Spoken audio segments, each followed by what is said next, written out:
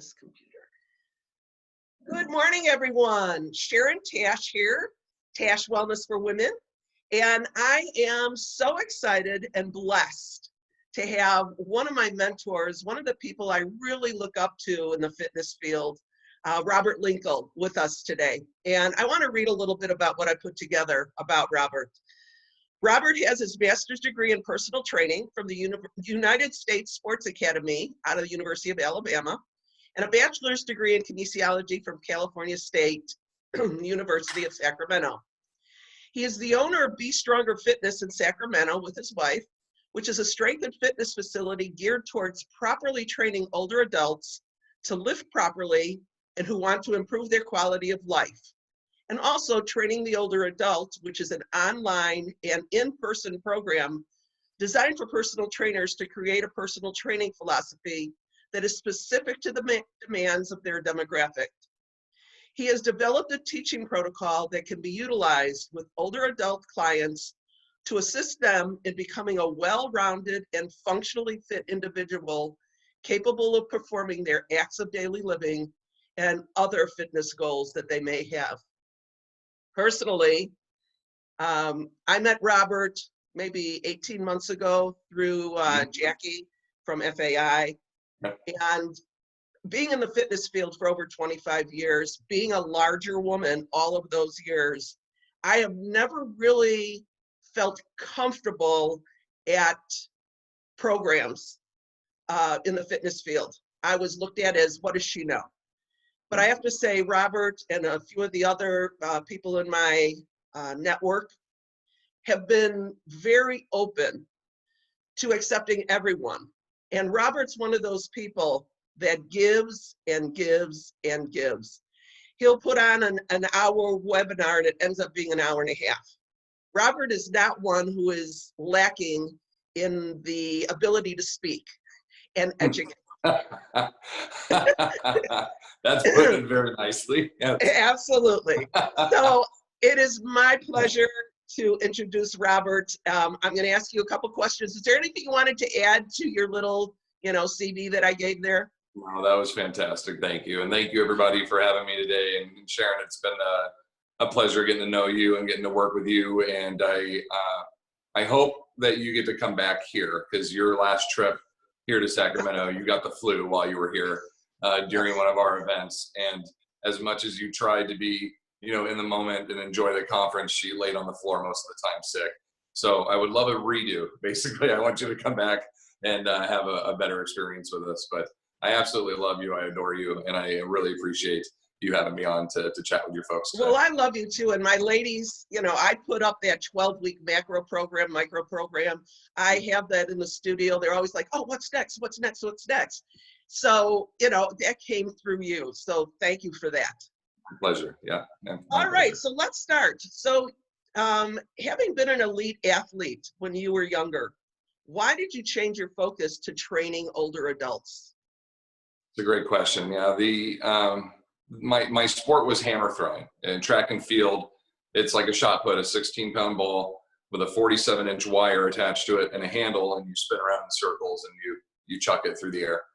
And I threw the discus as well, and that was my heart and soul. Everything that I wanted to do was into throwing that. I was sponsored by Reebok. I was pursuing an Olympic dream, and then I blew out my back. And during a squat routine one day, very routine weight that I'd used a billion times. And that was my first taste of not being immortal. Like in my mind, I was unbreakable. And when that happened, just the next thing came, my wrist fell apart, my hips had surgery. And eventually, over the years, I've had 13 different surgeries. I've had 3 hip replacements and back surgery. I got lung cancer. I had a carcinoid tumor taken out. I tell you all that not to impress you with all my surgeries, but those experiences, if I were to list those out, that's something you would say that person's 75 years old and they've had this whole life of, injuries that they've occurred, and all this happened with me before the age of 40. And so there was an opportunity there for me to experience, to educate, to empathize with an older population. And it happened without my intention. As my limitations and my injuries started to occur, being long-winded, being willing to share. I told my stories. I wrote articles. I did a little mini documentary at Arden Hills, the country club I was at, about going through my back surgery, rehabbing to climb Mount Rainier, and using that as my inspiration and my goal to get back. And as I continued to kind of contribute that content out, that attracted more and more older populations that had very similar limitations, similar injuries, surgeries that were up and coming. So though my intention was I wanted to be a pro athlete, and if and when that kind of came to an end, that I would move into the world of coaching and I would coach high level athletes. And I tried to do that. I just wasn't any good at it. And without really putting a ton of effort in to work with older populations, I started to do that kind of on the side early on in my career, just to kind of supplement my income. And those individuals started making great gains. And before I knew it, half my population that I was training was over the age of 50. And then the next thing I knew, 70% was over 50. And then I had their grandparents. So I had my average age client was like 60 then.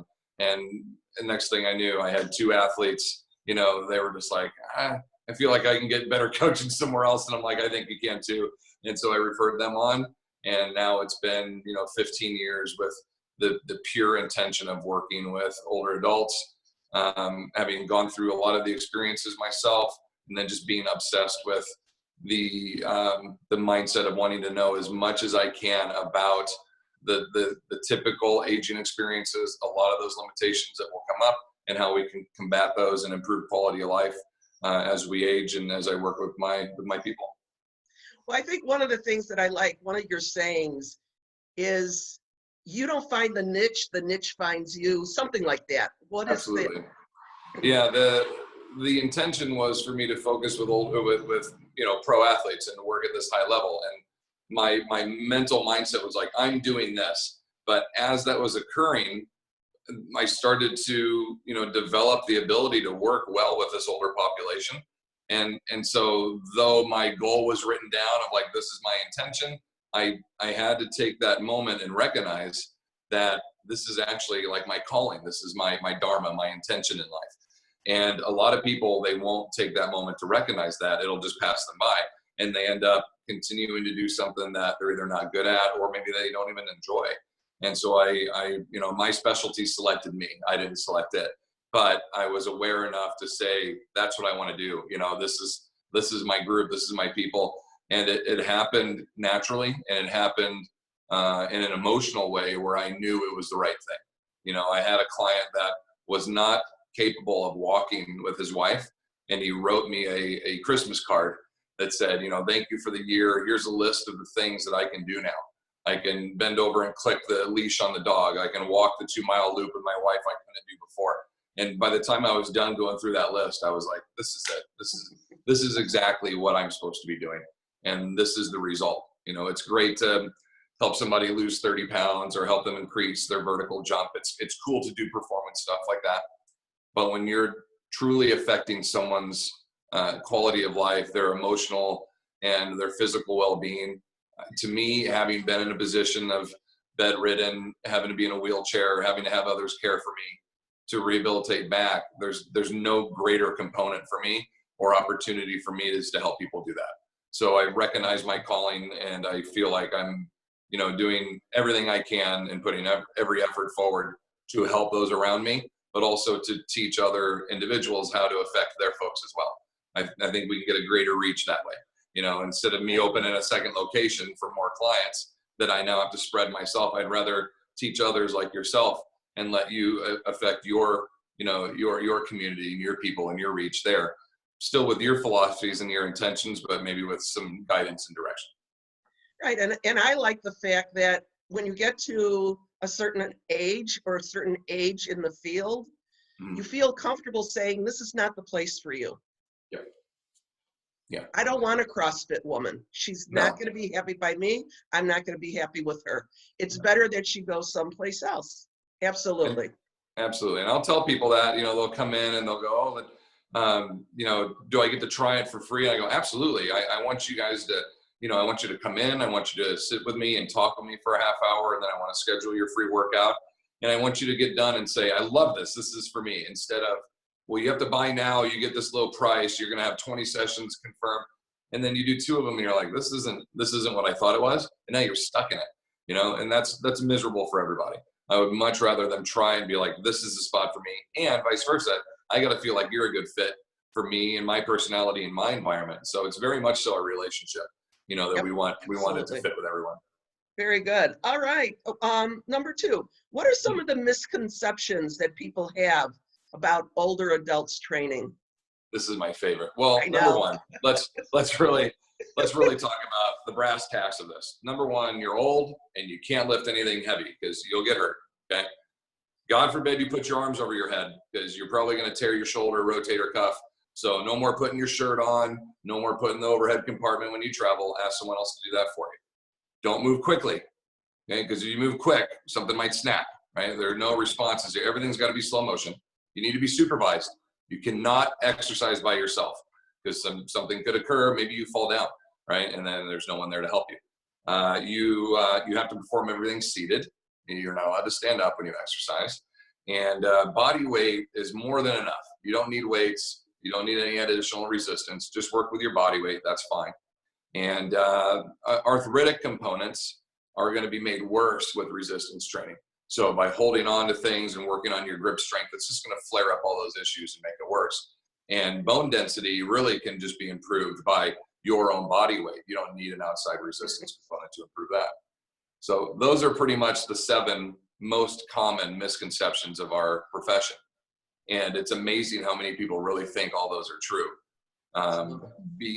Because you get to a point where chronologically you're now 50 or 65 or a senior or you're elderly or you look frail, any of those kind of classifications, now there's supposed to be this switch in programming where you don't do anything powerful like a clean or a snatch or, a step up or a sled drag or a push because you're older now. So now we have to sit down and you have to use little pink dumbbells and we have to move really slowly and I have to be right next to you.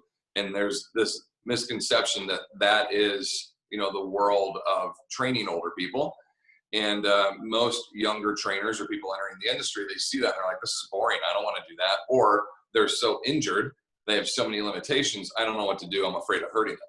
So the misconceptions plus the constant fear of injuring someone or not really knowing what to do with them are a lot of the determinants for people in our profession to say, I don't want to work with this population. Or on the other side, for the consumer to say, I don't feel confident working with these people. They don't understand. They don't get it. So those are the things that we have to overcome. And the best way to do that is through education. We have to teach our people because we get a lot of our clients. I had a lady, I love telling the story, had a lady that came in one day. I had just finished with the groups. The gym was empty. I was cleaning up. And she came in and she goes, I hear you're an older adult training facility. And I said, yes. And she goes, where are all the machines? Where are the chairs? And I said, what? And she goes, older adults, we sit down and we exercise. Where are the chairs? And I said, well, we don't train like that in this facility. We don't sit down. We don't use machines. And she goes, mm-mm. And she starts physically backing away. Like, no, that's not right. That's not right. And I said, well, hold on. What do you do for a profession? She goes, well, I'm retiring. And that's why I want to exercise. I said, what are you retiring from? She goes, I was a farmer. And I said, you do a lot of sitting down while you're farming? And she goes, no, I'm up constantly. I'm pulling hay, carrying buckets and this and that. And I said, I would do you a disservice if you came in to train with me and I said, now let's sit down. Think of what you've been doing physically for 40 years. And now I'm going to detrain you. I'm going to make you worse by falling into what you have perceived as the way that older people are supposed to train. So it really isn't any different if you were 20 or 50 or 70, as far as the outcome is to improve strength, improve stability, coordination, reaction time, flexibility. All of those checklists are still there. It's how do we go about addressing those? How do we progress and cue and coach them to work with the limitations someone might have or in a detrained state? If you haven't exercised before or you're coming off a long layoff, we have to understand that there is a chronological aging cycle to this and that the average 50-year-old, might be in 30-year-old shape, or the average 50-year-old might be in 80-year-old shape, right? You just never know who you're going to get and what their abilities are, what they're able to do, what they have been doing, what they haven't. So as with anybody else, we have to assess and see their training purpose and their goals, and then build a program that fits them. It shouldn't matter if you're 20 or 50 or 80. You know, we go through that process just the same as any other client. We just have to program accordingly based on limitations, goals, training purpose, etc. And make adjustments as they're going. They may come in and be in a great mood. You can really push them hard. They may be coming in and they just lost their dog. You know, Absolutely. it's always assessing them 24/7 when you see them. There's a huge emotional, affective emotional component to our training process. And if you come in and I go, Sharon, good morning, and before all this, I give you a hug, and you know, we Not have anymore. this, yeah, we have this good pick me up. You may have just lost your dog. You may have your grandmother is sick and dying, right? But I don't know that, and I have this response to you that you get to take that switch in your head and go, oh, that's right. This hour I get to have for me, right? I can kind of leave all that stuff outside, and that's one of our sayings: leave it at the door. And we have it on a little sticker over the door. And if I can see mentally people are having, you know, they're caught up on something, I go touch the door, and they go up and they tap the thing and leave it at the door. And I'm like, this is your hour, Sharon. This hour right now is for you. So everything else, as best you can, leave it out there. And you get that reset button, that emotional component. And the gym is that third place. You have work, you have the grocery store, and you have us. That is that third place in the circle of where we go on a weekly basis and a daily basis. So we need that environment to be protected and positive and a safe place for us, right? And that emotionally can be that pick-me-up, especially with the older adult. As we go through the process, we start to lose more people. Eventually, maybe we're by ourselves, or we're getting to the point where we can't take care of ourselves, you know? And all of that needs to have this emotional lift, this support system. So we talk about our community. They're not our clients, they're our community, right? And it's much bigger than we think. So Absolutely. Not to go off on a huge tirade with that, but you talk about that emotional. Robert, I'm used to it. That emotional side of this is so big. It's 50-50 from the physical component we do. That emotional side is so huge too. Very big. Yeah, one of the things I have is when they walk in, I have a little vestibule. And in there's a garbage can and a sign that says, leave your problems here, drop them in the bucket, and very small. If you want to pick them up on the way out, you can pick them up. I like that. All right, number 3, when older adults say, I can't do squats or I can't do anything overhead, how do you address that? Well, my initial reaction is you can't do it yet, right? Like maybe that's the focus, is they haven't been able to do it, or they haven't been taught, or they haven't, you know, been coached the way where they can. But I think typically when someone says that, it means that they are unable to now, and they have a limitation, or they have, you know, an injury or something that hasn't allowed that to occur, or it's very challenging for them. And so we again look at the process and say, you know, the training purpose or the outcome, what we're talking about is that we want to be able to press your arms over your head, but you have a frozen shoulder, you have a torn labrum, you have a broken clavicle or separated AC joint, right? And depending on the person and if they're going to have surgery or whatever the case is, we have to create a plan that will ultimately lead to the point where hopefully they're able to do that, or work to the best of their ability. You know, we do the best we can what we have. And so if we get initially, you know, stopped by, I can't do that, my intention is to come back and say, why do you think we can't? What are the obstacles? Injury, years of not doing anything, etc. And then, well, let me tell you the plan of how I think we can make that occur. And then, as with any other purpose, if I wanted to, you know, add 30 pounds to my back squat, or I wanted to add 6 inches to my broad jump, for me to be able to work a range of motion to get my arms over my head, or to squat to parallel. And to achieve that, I would need to assess it. I would need to be able to rank and score it, right? Put some kind of number value to it. And then I would be able to retest it again after a training cycle. So we have a client that can't get their arms overhead. We have a space on the wall where they stand next to it, and we have a little degree range, and they go up on that, and we get up to, you know, 145 degrees, and they come down, and then we do the other arm, and it's at 80 degrees, and we come back. And so we'll rate those two, and it's just a basic observation, right? I can see that. I can even take a picture of it if I want. And you can see the discomfort as they're raising their arm. The head comes forward. They're wincing a little bit. They've got this spot, like, got to get around that. Okay, now it's not so bad, right? You observe and assess that stuff. And then we'll go through a training cycle. We'll work mobilities and we'll work overhead pulls and we'll work hinge and extensions and build retraction strength that opens the hood of the shoulder and allows eventually 6, 8, 10 weeks later where the hood's pulled back and the range of motion's developed and the strength is there. And we've built through that impingement to where now they can reach their arm a little higher. The wincing and the grimacing and the pocket that we have to go around isn't there anymore. And so now I can take a video or a picture of that and show, yes, you can, right? We just needed a process. We needed steps to help us get there. So education is always the key, explaining and teaching. I love the hows and the whys. If I can't give a how and a why we're doing something, we shouldn't be doing it, right? And I need buy-in from the client. I need them to understand and say, I trust you and I value this service. I value what you're saying. And if I have those two things, we're going to achieve whatever it is we're pursuing. I love one of the times when, a woman will come in and she'll say, my doctor's told me not to do squats. And they'll come in, we'll go into the office, and I said, take a seat. Squat number one. Oh my gosh, you did a squat. Don't do that. Yeah. And then that's where the education starts.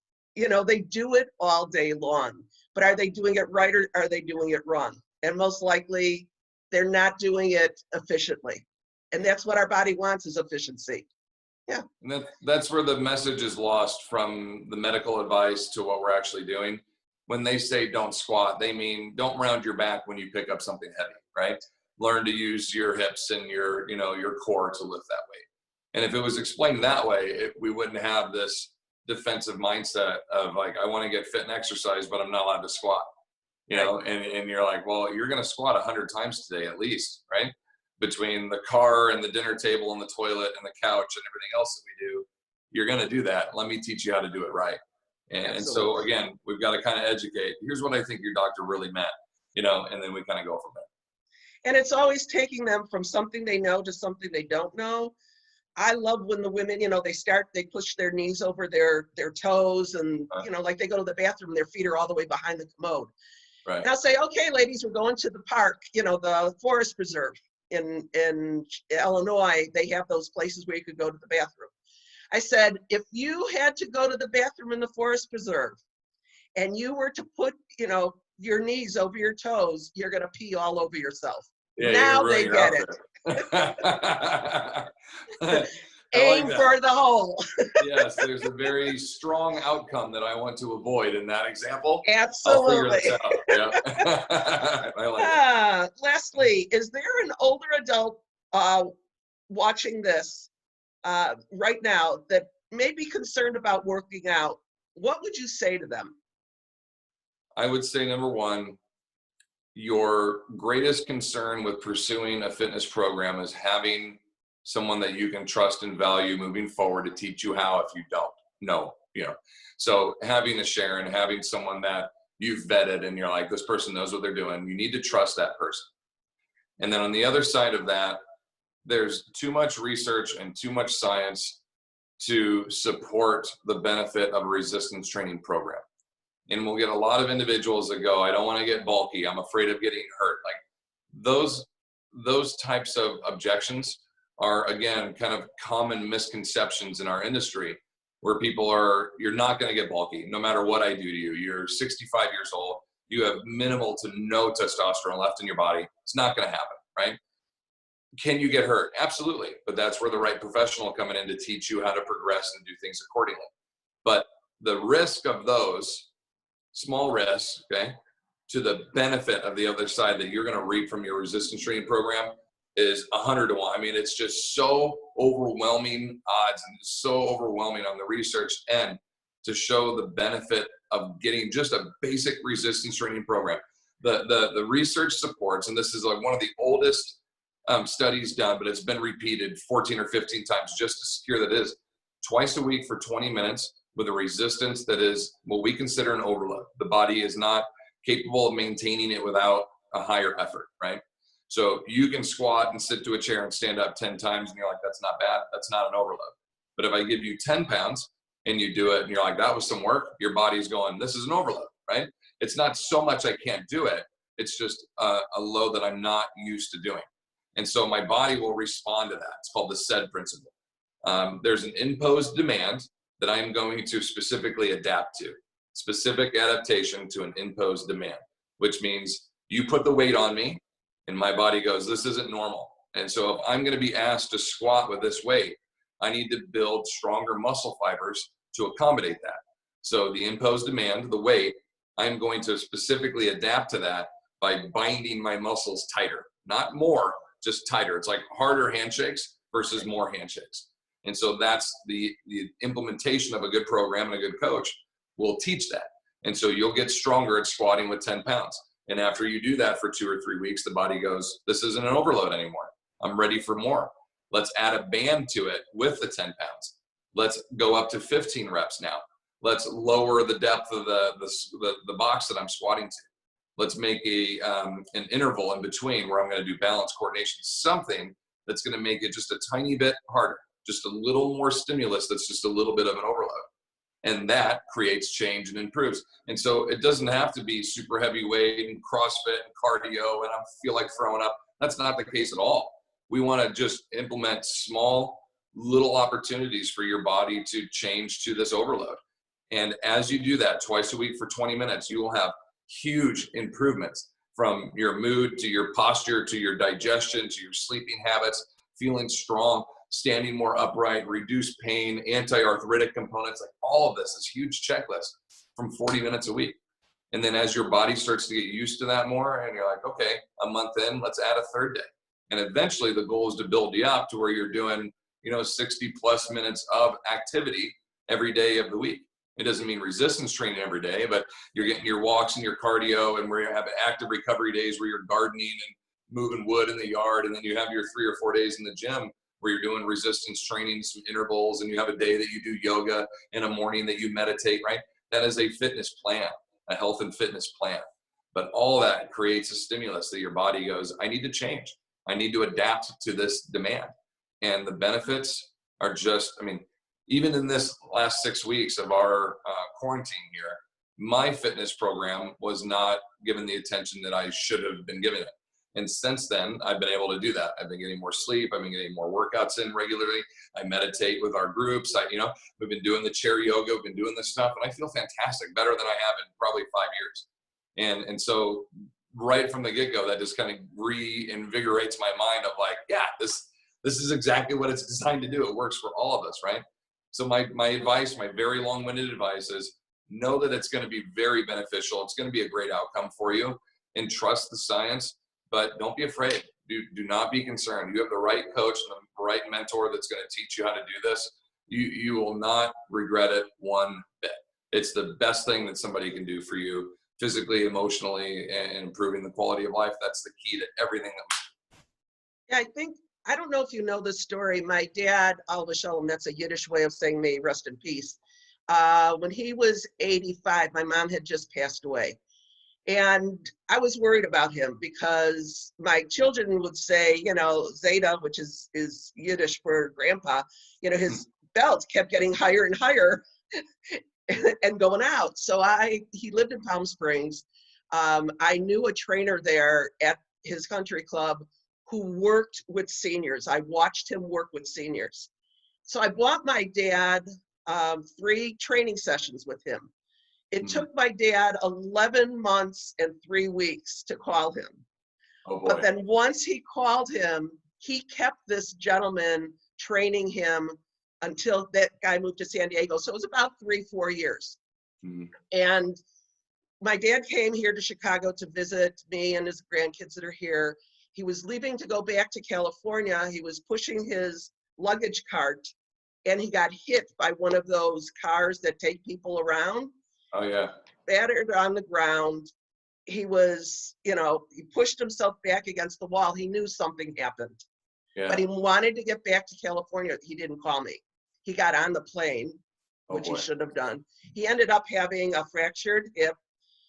So he had a rod put in his leg and 3 pins. I went to California the very next day to be with him after surgery. He was walking without a cane within 3 weeks. And the doctor said it's because you got him a trainer that worked on his balance. It works. It works. And that's an extreme situation. Yeah. That, how old was he when this happened? That when it happened, it was 91. So he was 91, or that was in 91? No, he was 91 years old. Okay. He passed away last year when he was 97. So you know this as well as I do. Over the age of 70, when you break a major joint, there's a 70% chance you're going to die from that. Correct. So 91 and made a full recovery and was back 3 weeks. Like that's I don't want to use the word miracle, but that very, very few people recover at that age from that kind of surgery that well. But it's 100% because of that fitness program he was in. Absolutely. I guarantee it. You're completely right. I got my right. stubbornness from him. So yes, that's awesome. I mean, those are those examples, you know, and it can be from as simple as my shoulder used to hurt and it doesn't hurt anymore now and I can sleep better, all the way up to something that extreme, you know. All of it is improving quality of life. And if the worst does happen, you know, instead of falling and breaking your hip, we've done enough resistance training and made you dense enough, a good dense, that it didn't break. You just fell down and got a bruise, right? Or we've balanced and coordinated and trained you enough to where what normally would result in a fall resulted in you know, rescuing your fall, and you just take a stumble and you recover yourself, you know? It's those little things that they'll occur and we don't even know what we just saved ourselves from, you know? It truly can be a life-altering, life-changing experience. Without being overly dramatic, it really can be that big of a deal for sure. Correct. Well, I want to thank you, Robert, first of all, for the thousands of clients that you've helped, and for the hundreds or thousands of trainers like me that you have helped take all of this mush that's in here and have a system. I mean, it was all there. I just had to have someone help me with the system to put it together.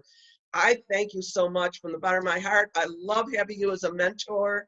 I love our weekly, you know, the weekly things that you do for us trainers. You are by far one of the elites. Thank you. That's very sweet of you to say. I appreciate it. I really value that feedback coming from you. I remember we did the mentorship last year and we got done. The second we got done, I remember signing off the webinar. And I look at Keegan and I'm like, I hope this worked. Like, I hope they got it, you know? And not 10 minutes, I got this email from you that was like, this is exactly what I needed. I've been trying to figure how to do this system. And I went, yeah, that's what I needed to hear. Like, that was it. And I, you know, slowly over the next couple of days, I started to hear more, but I was like, that's what I needed, was the reassurance that, you know, to know that I delivered it well. And you have been, you know, one of the biggest supporters. And your feedback and everything too has helped me develop and, you know, fine tune what I want to bring to everybody. So thank you for that and for being a part of my life and my circle. I really appreciate it. Absolutely. Well, say hello to Keegan and the girls. Enjoy your new gym that you can write off. Yeah, absolutely. That's right. Anything we can write off, that's what we have to do. That's right. That's right. All right. Thank you, Robert. Thank you, my friend. All right. Okay. Bye-bye.